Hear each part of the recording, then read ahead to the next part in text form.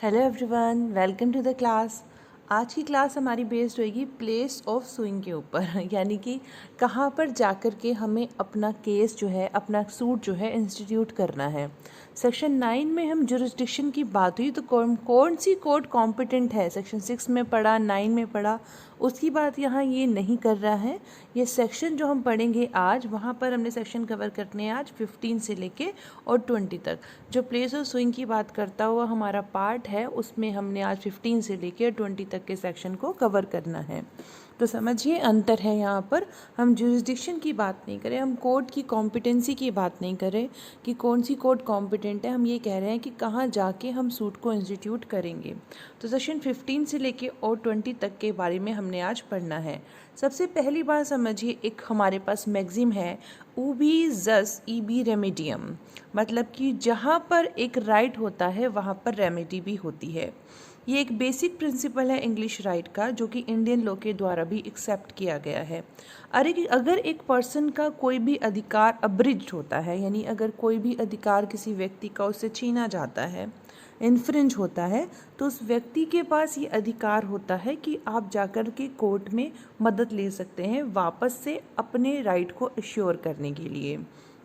लेकिन judicial forum जहाँ पर जा रहे हैं हम अपने राइट को वापस से रिस्टोर कराने के लिए, उनके पास अथॉरिटी होनी चाहिए। ठीक है, तो वो अथॉरिटी कहाँ से आएगी? वो प्लेस ऑफ सुइंग से आएगी।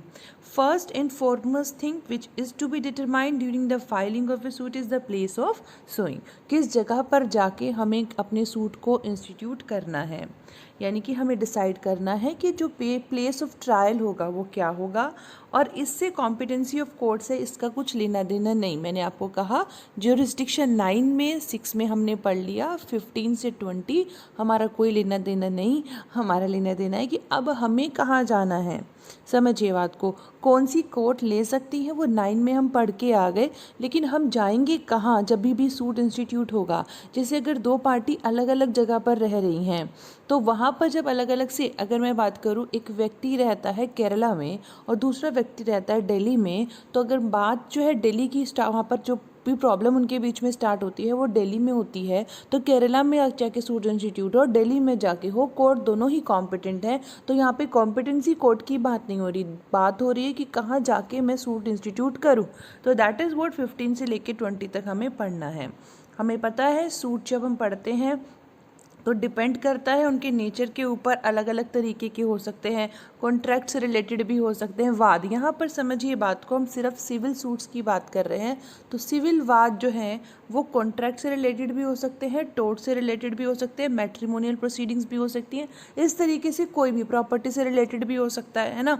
तो जुरिस्डिक्शन ऑफ ए कोर्ट है, that is what to entertain करना है, एडजुडिकेट करना है, डिसाइड करना है सूट को क्या करना है कि जब भी हम बात करते हैं कि एक वाद आ सकता है कोर्ट में, उसके ऊपर डिसीजन ले सकती है कोर्ट, ये सारी चीज़ें आती हैं। And is it restricted based on the circumstances of the suit, और ये डिपेंड करता है किस चीज़ के ऊपर, जो सर्कमस्टांसेस होती हैं, किस जगह पर property situated and all other things, उसके बेस पे कोर्ट जो है हम डिसाइड करते हैं कि कहाँ पर सूट जो है वो इंस्टीट्यूट होगा। अभी हम डिसाइड करने का मतलब ये नहीं है कि भाई अगर हम जो कोर्ट की कॉम्पिटेंसी हम डिसाइड करते हैं, we can not decide the competency of the court. The only thing is that if we do have option with us कि हम एक से ज़्यादा कोर्ट के पास जा सकते हैं, तो पार्टीज अपनी म्यूचुअल अंडरस्टैंडिंग से डिसाइड कर सकती है कि हम कहाँ जाएंगे। हु वी आर, कि हम कौन है कि कोर्ट को कॉम्पिटेंसी देंगे। हम सिर्फ डिसाइड कर सकते हैं कि हम किस कोर्ट में जाएंगे अपने सूट को, अपने वाद को, अपनी प्रॉब्लम को, अपने डिस्प्यूट को सॉर्ट आउट करने के लिए। अगर हम इसकी स्कीम को देखेंगे, एक जनरल सा आइडिया लेते हैं, तो सेक्शन 15 हमें कहता है कि जो प्लेंटिफ होता है, वादी जो होता है, वो सूट इंस्टीट्यूट करता है सबसे लोएस्ट कोर्ट में जाके। तो सबसे लोएस्ट कोर्ट होती है ना, वहाँ जाकर ही वो वाद इंस्टीट्यूट करता है। सबसे लोएस्ट का मतलब ये होता है कि अगर हमारे पे पता है कि हम जब अथॉरिटी की बात करते हैं, मैंने आपके साथ सेक्शन 9 में बिल्कुल पूरे चार्ट वाइज जो है बिल्कुल शेयर किया हुआ है, अगर आपने वीडियो लास्ट तक देखी होगी तो चार्ट बना करके बिल्कुल मैंने पूरा हायरार्की जो है मैंने मेंशन की है कि इस तरह से पहले सुप्रीम कोर्ट, फिर हाई कोर्ट, फिर इस तरीके सारे कोर्ट्स को मैंने हायरार्की के तौर पर एक पिक्चर में, चार्ट में वहाँ पर मेंशन किया हुआ है। नहीं देखी तो चाहे तो टेलीग्राम वाले चैनल पे जाके नोट्स दे के देख लेना, चाहे तो फिर आप वीडियो देख लेना, जैसा आपको उचित लगे वैसा कर लीजिएगा। तो वहाँ पहले सबसे ज़्यादा अथॉरिटी किसके पास है? सुप्रीम कोर्ट के पास। फिर जिस स्टेट का मामला होगा उनकी हाई कोर्ट के पास। इस तरीके से जो है हमारा मामला डिसाइड होता है। तो लोएस्ट कोर्ट का मतलब ये है कि आपके पास अगर 50,000 रुपये का मामला है तो इस 50,000 रुपये को हैंडल करने के लिए सबसे पहली कोर्ट जो आएगी उसके पास आप जाइए। That is what lowest court. ठीक है। फिर आता है सेक्शन 16 से और 18 तक। सेक्शन 16, 17, 18 ये तीनों की तीनों सेक्शन हमारे बात करते हैं suits related to immovable property. तो अगर इमूवेबल प्रॉपर्टी से रिलेटेड कोई वाद आएगा तो वो कहाँ जाएगा, उसके बारे में 16 से लेके 18 तक बात करते हैं। 19 कहता है suits for wrong to person और टू इमूवेबल प्रॉपर्टी। अगर किसी व्यक्ति के साथ गलत हुआ है या मूवेबल प्रॉपर्टी वाला सूट है तो वो कहाँ जाएगा। 20 कहता है residuary section and covers all cases not dealt with section 15 to 19। तो यहाँ पर से लेकर यहाँ तक जो भी मैटर छूट गया है, यहाँ तो उन्होंने बता दिया कौन कौन से मैटर। ये पैक्यूनरी बेसिकली हो गया कि आप लोएस्ट कोर्ट के पास जाइए। बाकी मूवेबल रॉन्ग हुआ है तो अगर कोई और चीज़ रह जाती है नहीं यहाँ पर कवर होती है 15, 16, 17, 18, 19 में, तो उसमें आप 20 कह रहे हैं कि आप यहाँ पर बता रहे हैं हम कि आप यहाँ पर जा सकते हो। तो स्कीम लर्न कर लेना। ये अगर ये पहला वर्ड, ये जो पहली स्लाइड आपके सामने दिख रही है, इसको लर्न कर लोगे बहुत ईजी हो जाएगा, आगे का समझ जाना। पहला सेक्शन 15 है तो शायद समझ आ गया हो कि court in which suits to be instituted, कि हर सूट जो होगा इंस्टीट्यूट किया जाएगा लोएस्ट ग्रेड वाली कोर्ट के पास जो कि कॉम्पिटेंसी रखती है टू ट्राई करने के लिए। इसका नेचर और स्कोप क्या है मैंने आपको बता ही दिया। Basically pecuniary jurisdiction of the court की बात करती है, ये एक प्रोसीजर की बात करती है। ये जुरिस्डिक्शन कोर्ट के जुरिस्डिक्शन को अफेक्ट नहीं करती, एक प्रोसीजर को अफेक्ट करती है, प्रोसीजर बताती है। प्रोसीजर बनाने का क्या मतलब है? प्रोसीजर बनाने का ये मतलब है कि हाँ भाई हर एक चीज़ का स्टेप होता है। जैसे अगर हम अब 10,000 रुपये का मामला है तो आप यहाँ वाली कोर्ट में जाएंगे, मामला बढ़ा तो 20,000 का हुआ तो आप यहाँ जाएंगे, मामला और बढ़ा तो फिर आप यहाँ जाएंगे। दैट इज़ व्हाट प्रोसीजर, कि जिस तरीके से आपकी जो मामला बनेगा यानी जो आपके पैसों की जो लिमिटेशन है वो बढ़ती जाएगी, उस तरीके से जुरिस्डिक्शन भी अपर होता चला जाएगा।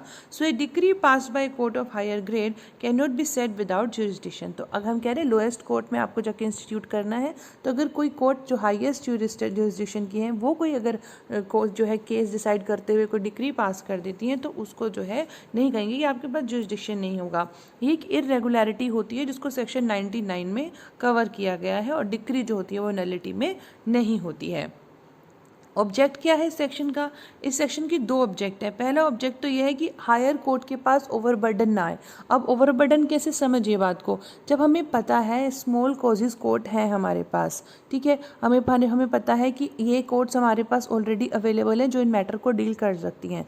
तो अगर हम उन कोर्ट के पास ना जाके सीधा हायर जुरिस्डिक्शन के पास जाएंगे तो हमें पता है हायर जुरिस्डिक्शन के पास अपील के भी रहते हैं और भी मामले रहते हैं।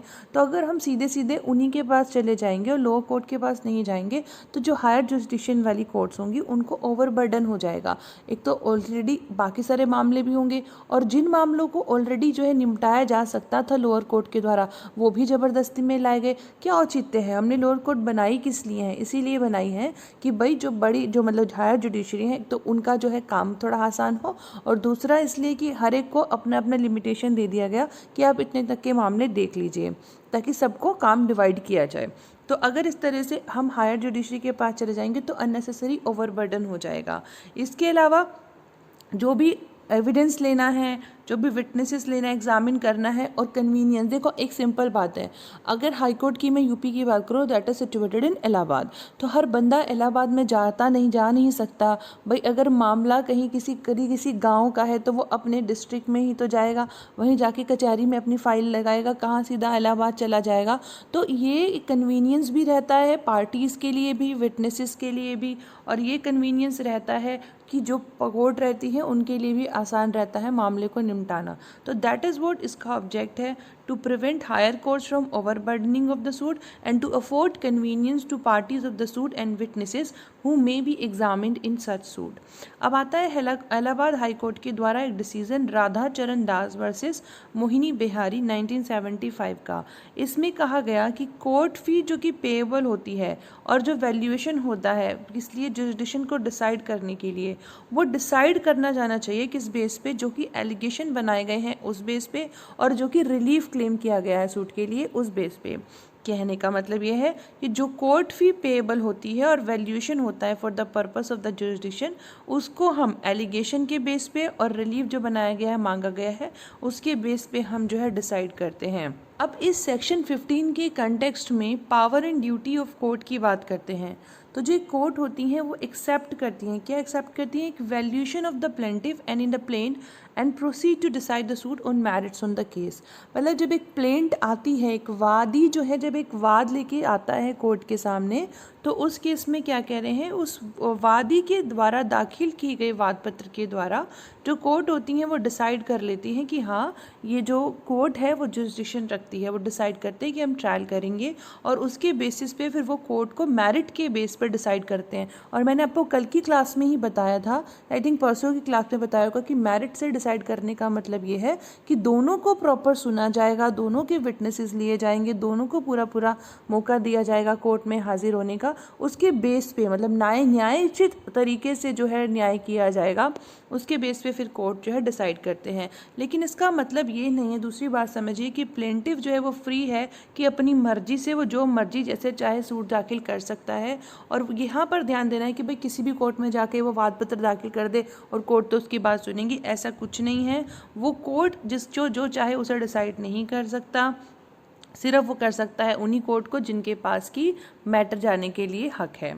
अगर एक प्लेंटिफ डेलिबरेटली जानबूझ के अंडर वैल्यू करता है या ओवर वैल्यू करता है क्लेम को, जो उसका क्लेम है, मतलब जानबूझ के, या तो उसको जैसे 50,000 का क्लेम है, वो जानबूझ के 40,000 का दिखाता है या 60,000 का दिखाता है, इसलिए ताकि जो अपनी मनचाही कोर्ट में जाके मैं इसको वाद को दाखिल करूँगा।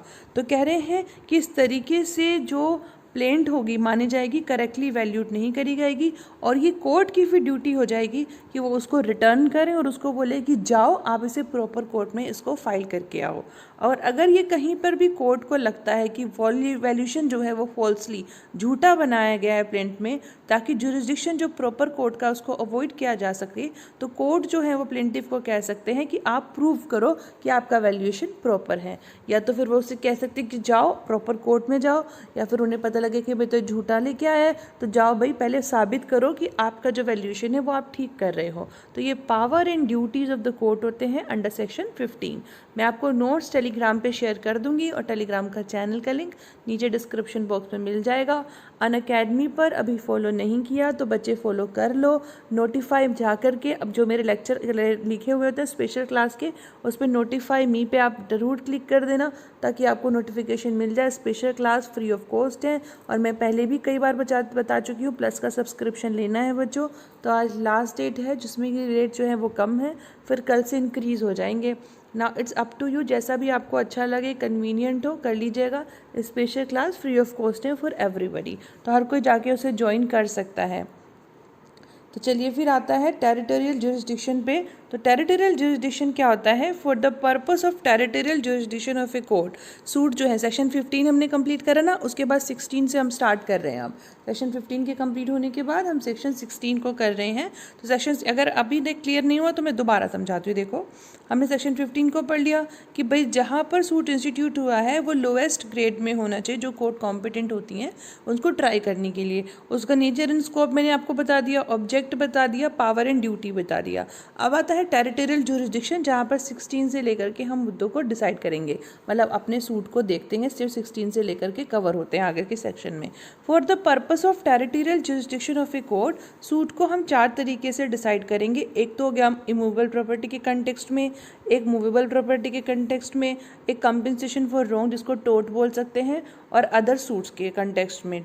बोल नहीं सकते, बोलते हैं, ठीक है। फिर आता है सेक्शन हमारा next, that is for section 16, suit to be instituted where the subject matter situated.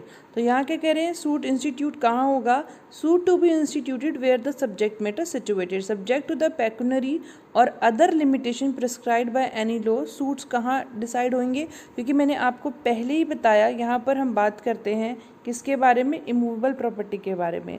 तो हम इमूवेबल प्रॉपर्टी के बारे में बात करते हुए क्या कहते हैं कि जो सब्जेक्ट टू पेक्यूनरी और अदर लिमिटेशंस, हमें ये तो ध्यान रखना ही है जो हमने 15 में पढ़ा, उनको ध्यान में रख के हम आगे का मैटर को भी डिसाइड करते हैं।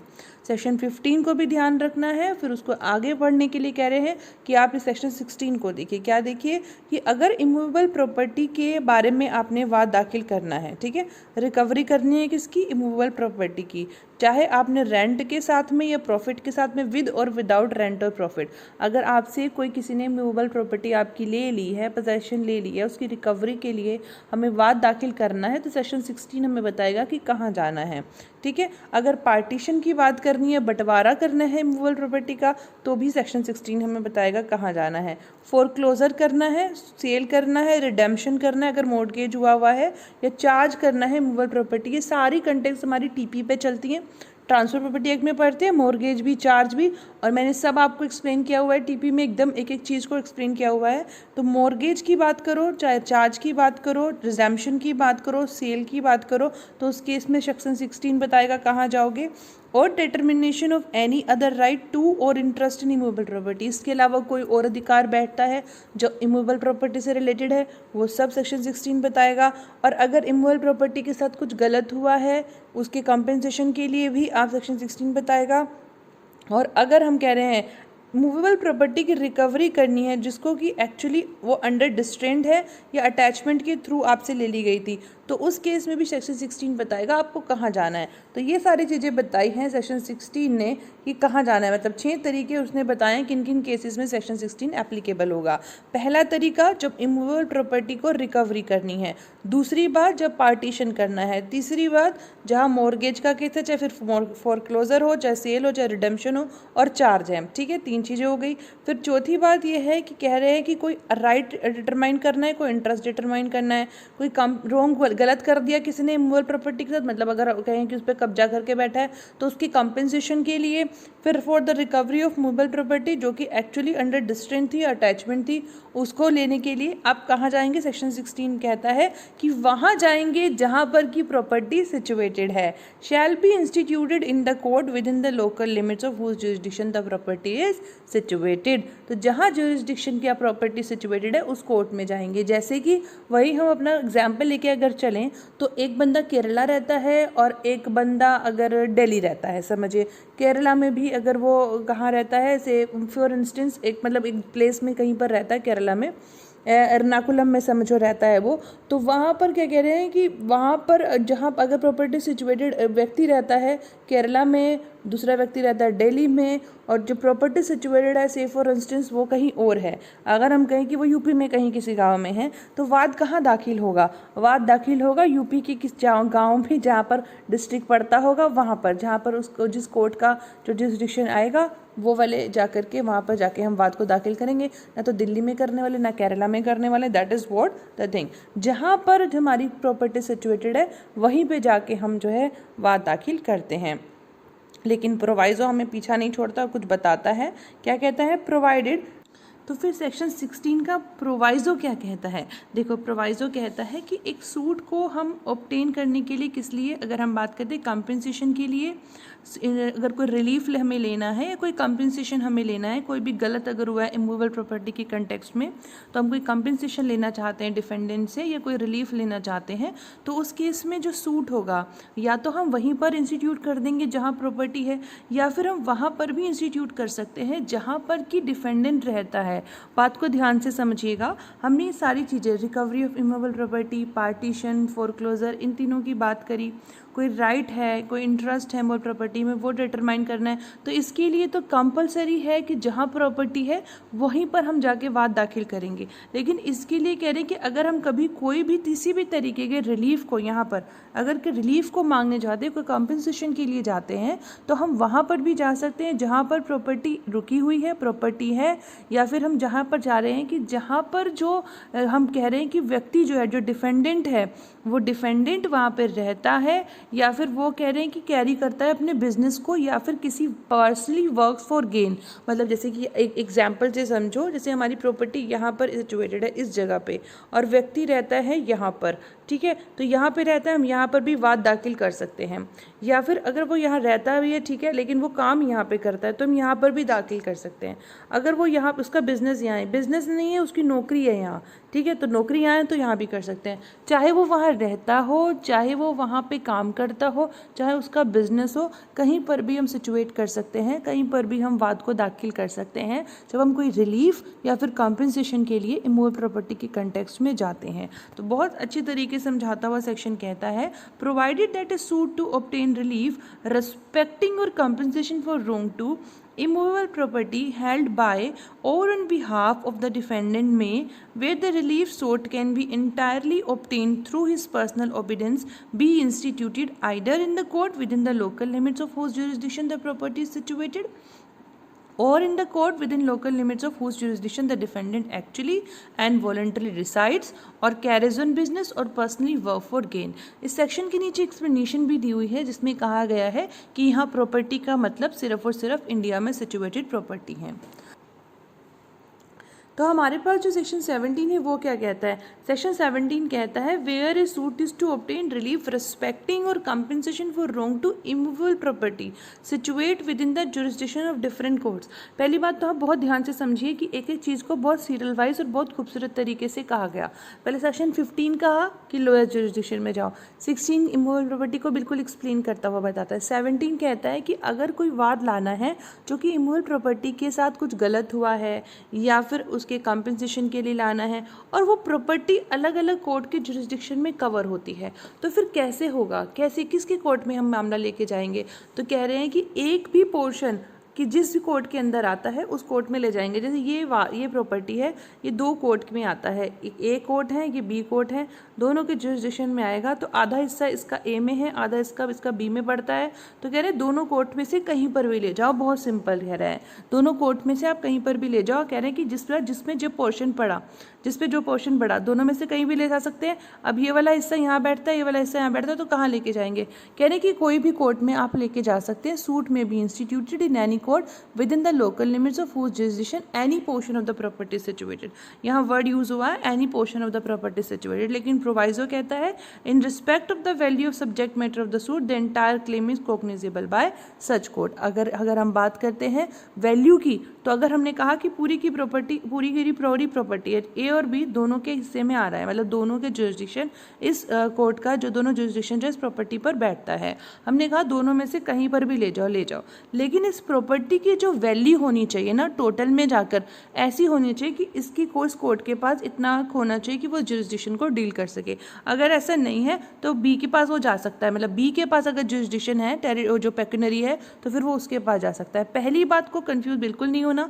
पहली बात हमें ये देखना है कि अगर एक प्रॉपर्टी है, ये मेरी प्रॉपर्टी है, ये प्रॉपर्टी की जो आधी लिमिट है वो ए के पास है, आधी लिमिट जा रही है बी के पास में, किस कोर्ट पे जाऊंगी? तो दोनों में से कहीं पर भी जा सकती हूँ, ये कहता है हमारा सेक्शन 17। फिर प्रोवाइजो ये कहता है कि जो प्रॉपर्टी की कीमत होनी चाहिए, अगर मैंने अपनी कोर्ट ये सेलेक्ट कर ली ए, तो जो इसकी कीमत बैठती है इसको एंटरटेन करने के लिए इसके पास जुरिस्डिक्शन होना चाहिए। यानी यहाँ सिर्फ हमने ये नहीं देखना कि बस मैटर इसमें अलाई करता है तो चलो यहाँ पर चले जाओ, नहीं, ये भी देखना है कि जो एंटायर क्लेम है वो उस कोर्ट के द्वारा कॉग्निजेबल है या फिर नहीं है, तो ये भी हमें उसमें फिर डील करना है।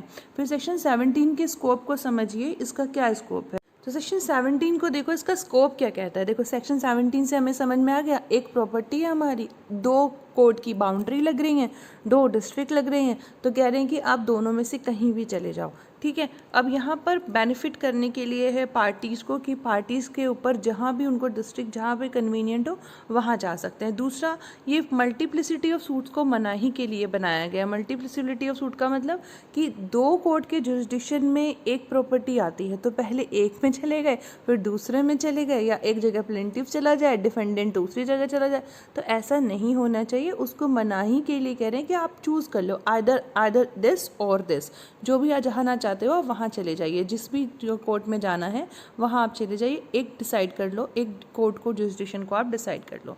इसमें कह रहे हैं तीसरी इंपॉर्टेंट बात है, सेक्शन 18 के जो हमारा प्रोविज़न है उसको ये सप्लीमेंट करता हुआ सेक्शन है। तो सेक्शन 18 का जो प्रोविज़न है वो यही बात करता है कि जो हमारा सूट होगा, जब लोकल लिमिट्स ऑफ जुरिसडिक्शन जो अलग अलग होंगी, अनसर्टेन रहेंगी ना, तो सेक्शन 18 कहता है कि जो हमारी एक प्रॉपर्टी है अगर उसकी जो लोकल लिमिट्स की बात कर रहे हैं वो अनसर्टेन है, तो उस केस में हम किस तरीके से जुरिसडिक्शन को डिसाइड करेंगे, तो उसको सप्लीमेंट करता है सेक्शन कि भाई अलग अलग, यहाँ पर भी यही बात हो गई कि दो कोर्ट में दो जुरिसडिक्शन बैठता है तो हम किसी में भी जा सकते हैं, बिल्कुल इसी तरीके से 18 भी हमें कहता है। हम 18 की सारी बात अभी पढ़ेंगे।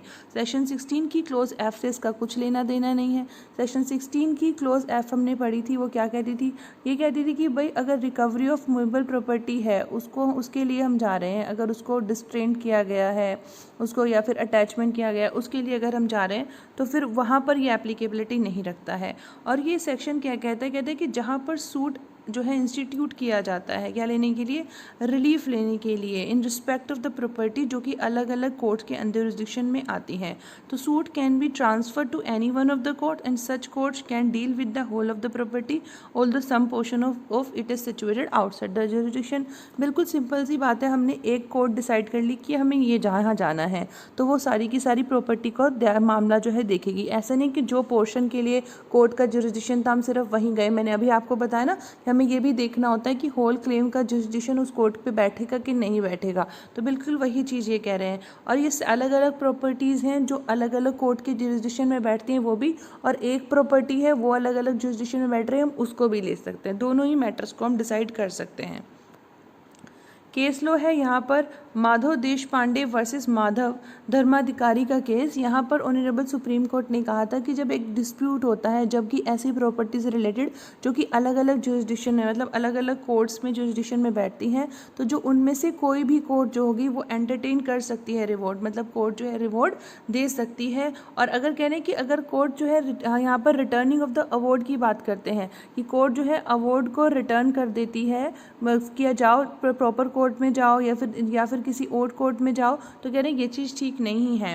Returning of the award by the court for presentation to the court within whose jurisdiction other properties forming the subject matter of the dispute were located was not proper. तो ये चीज़ ठीक नहीं है। अगर एक पर्टिकुलर लिमिट के अंदर बैठता है तो उसके पास जुरिसडिक्शन है, वो एंटरटेन करेगा, वो कोर्ट जो है उसको डिसाइड करेगा। तो क्लियर है इतनी बात कि भाई पहले स्टेटमेंट रिकॉर्ड करना पड़ेगा कोर्ट को कि इस तरीके की प्रॉब्लम थी, अनसर्टेनिटी थी and I am going to dispose of the matter.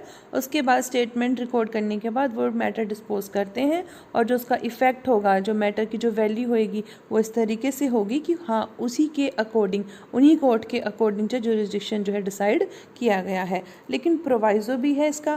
प्रोवाइज़ो कहता है कि जो हमने कोर्ट के पास मैटर लेके जाना है अनसर्टेनिटी के केस में, कोर्ट ने मैटर डिसाइड भी कर देना है, तो वो कोर्ट का जो ओरिजिनल जुरिसडिक्शन है, कहने का मतलब है जो कोर्ट कॉम्पिटेंसी है उस मैटर के लिए होनी चाहिए उसको डिसाइड करने के लिए। तो ये चीज़ भी हमें देखनी है। फिर इसका सबसेक्शन 2 आता है। सबसेक्शन 2 कहता है कि अगर एक स्टेटमेंट रिकॉर्ड किए बिना ये जो कोर्ट होती हैं ये एक डिसीज़न दे देती हैं, तो उस केस में ऑब्जेक्शन जो होता है अपैलेट या रिविजनल कोर्ट के पास लेके जाया जाता है कि जो डिक्री है या ऑर्डर है जो कि इस प्रॉपर्टी से रिलेटेड है वो एक कोर्ट के द्वारा बनाया गया जिसके पास जुरिसडिक्शन नहीं था, जहाँ पर प्रॉपर्टी सिचुएटेड नहीं थी, तो अपैलेट और रिविजनल कोर्ट जो होंगी वो ऑब्जेक्शन को अलाउ नहीं करेंगे अगर उनकी ओपिनियन में इंस्टीट्यूशन करते हुए सूट को कोई रीजनेबल ग्राउंड नहीं था अनसर्टेनिटी से related as to the court having jurisdiction with respect thereto and there has been a consequent failure of justice.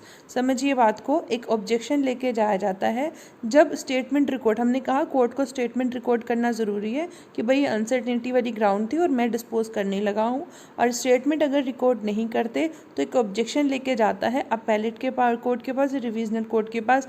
कोई भी जा सकता है, अग्रीड पार्टी भी जा सकता है, डिफेंडेंट भी जा सकता है, जरूरी नहीं है कि अग्रीड पार्टी हमारा डिफेंडेंट ही हो, प्लेंटिफ भी जा सकता है। तो अपैलेट या रिविजनल कोर्ट के पास जाते हैं। बेसिकली यहाँ डिफेंडेंट ही जाएगा। रीज़न ये है कि जब सूट इंस्टीट्यूट करता है प्लेंटिफ तो प्लेंटिफ ने इंस्टीट्यूट करा, ऐसी कोर्ट में इंस्टीट्यूट कर दिया जिनके पास क्या था, नहीं था, अनसर्टेनिटी थी, है या नहीं है पता नहीं है। अब उन्होंने डिसाइड कर दिया मैटर ये लिख कर कि भाई रीजनेबल अपॉर्चुनिटी है यहाँ पर, लेकिन यहाँ पर हमें पता नहीं चल रहा है कि कौन सी कोर्ट है। तो यहाँ पर एक स्टेटमेंट रिकॉर्ड करके कि अनसर्टेनिटी का केस है और मैं केस डिसाइड कर रहा हूँ।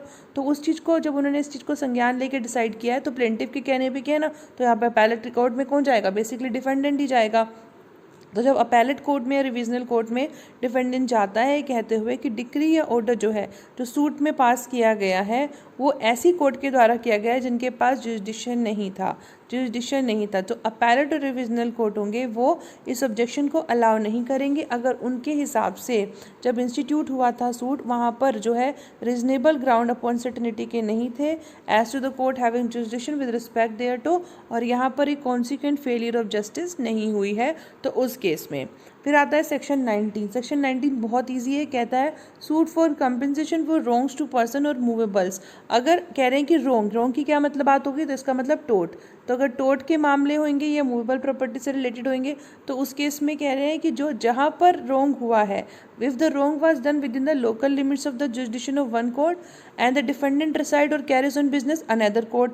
दो चीज़ें हैं इसके अंदर, एक वाली बात तो ये कि एक जगह पर रोंग हुआ, जैसे गलती कहाँ पर हुई, से फॉर इंस्टेंस एक व्यक्ति इलाहाबाद में रहता है तो उसके साथ एक व्यक्ति ने जो कि दिल्ली का रहने वाला है कुछ गलत किया, गलत इनसे उसको थप्पड़ मार दिया, उसको लाठी मार दी, या उसको बीच बाजार में खड़े होकर उसको मतलब अब्यूसिव लैंग्वेज उसके साथ यूज़ की कुछ उसके साथ मतलब कुछ ऐसा टोट किया, सिविल रोंग किया उसके साथ जिसकी वजह से व्यक्ति को डैमेज हो रही है। तो अब क्या कर रहा है व्यक्ति ने सूट कहाँ फाइल करना है, या तो वो कहाँ करेगा, पहली बात तो यहाँ पे करें कि जहाँ पर ये हुआ मामला इलाहाबाद में या तो वहाँ, या फिर जहाँ डिफेंडेंट रहता है, कहाँ रहता है, दिल्ली में, वहाँ। या फिर यहाँ भी नहीं करना, व्यक्ति रहता है दिल्ली में लेकिन वो अपनी जॉब करने गुड़गांव जाता है तो गुड़गांव कर दो, जॉब करने कहाँ जाता है, गुड़गांव। जॉब नहीं करता, चलो उसका बिजनेस नोएडा में, वहाँ जाता है वो, तो नोएडा में कर दो। तो बेसिकली जहाँ उसका चाहे बिजनेस हो, चाहे वो जॉब करने जाता हो, चाहे वो रहता हो, या फिर जहाँ उसने ये टोट किया है या जहाँ मूवेबल प्रॉपर्टी सिचुएटेड थी, तो कहीं पर भी जो है लोकल लिमिट्स में, जुरिसडिक्शन में कहीं पर भी जो है सूट जो है इंस्टीट्यूट किया जा सकता है। प्लेंटिफ के ऑप्शन पे है, किसी भी कोर्ट में जा सकता है, प्लेंटिफ के कन्वीनियंट पे है, कहीं पर भी जाके वो सूट इंस्टीट्यूट कर सकता है। जैसे देखो इसमें एग्जाम्पल भी यही दिया इन्होंने इलस्ट्रेशन में, A residing in Delhi beats B in Calcutta, B में सू ए, या तो कलकत्ता में कॉज ऑफ एक्शन हुआ, या फिर दिल्ली में जहाँ पर डिफेंडेंट रहता है। A residing in Delhi publishes in Calcutta statements defamatory of B, रहता दिल्ली में है, स्टेटमेंट कलकत्ता में पब्लिश करता है, या तो वो कहाँ सू कर सकता है, कलकत्ता में या फिर दिल्ली में, क्योंकि वो दिल्ली में रहता है तो बी जो है चाहे कहाँ पब्लिश करता है वो उसका जो डिफेमेटरी स्टेटमेंट है कलकत्ता, तो जहाँ कॉज ऑफ एक्शन हुआ कलकत्ता में, जहाँ डिफेंडेंट रहता है दिल्ली में, कहीं पर भी जाके वो सूट इंस्टीट्यूट कर सकता है। तो 19 ये कहता है। फिर 20 कहता है other suits to be instituted where defendant reside और कॉज ऑफ एक्शन अराइजेस। इनके अलावा कोई भी मैटर ऐसा होता है जो हमने अभी पढ़े, कोई मैटर रह जाता है सिविल नेचर का है, तो या तो आप वहाँ पर चले जाओ जहाँ पर डिफेंडेंट रहता है या फिर जहाँ पर कॉज ऑफ एक्शन अराइज होता है। Subject to the limitation aforesaid, जो हम अभी तक पढ़ के आए हैं उनको ध्यान में रख के कहना है कि कोई भी सूट इंस्टीट्यूट किया जाता है in a court within the local limits of jurisdiction, the defendant और each of the defendants where there are more than one at the time of commencement of the suit actually and voluntarily resides और carries on business और personally works for gain. तो पहले वाले में बताया, पहली close हमें ये कहती है कि अगर एक से ज़्यादा डिफेंडेंट है तो कोई भी डिफेंडेंट कहीं भी रहता हो, जैसे अगर ए बी सी डी 4 लोग हैं और उन्होंने ई के खिलाफ कुछ किया है तो चाहे तो जहाँ किया है वहाँ पर भी वो जाकर के सूट इंस्टीट्यूट कर सकता है, या इन चारों में से कोई भी, जैसे ए अगर दिल्ली में रहता है, बी बॉम्बे में रहता है, सी कलकत्ता में, तो कहीं पर भी जाके सूट इंस्टीट्यूट किया जा सकता है। फिर कह रहे हैं any of the defendants where there are more than one at the time of commencement of the suit actually and voluntarily decides और carries on business personally work for gain provided that in such case either the leave of the court is given or the defendants who do not reside or carry on business or personally works for gain as aforesaid acquiesce in such institutions। वो इसमें agree हो जाते हैं कि ठीक है आप जो है ये वाला सूट, अगर ए बी सी डी है सारे अलग अलग जगह रहते हैं, ए वाली जगह पर जाते हुए ई जो है जो वहाँ पे जाके इस सूट इंस्टीट्यूट करना चाहते हैं, तो अगर बाकी सारे के सारे अग्री हो जाते हैं कि ठीक है यहाँ पर इंस्टीट्यूट कर लो, हम यहाँ आ जाएंगे, तो that is what acquisition in such institution या वर्क फॉर गेन, कोई भी डिफेंडेंट तो हम वहाँ पर इंस्टीट्यूट कर सकते हैं।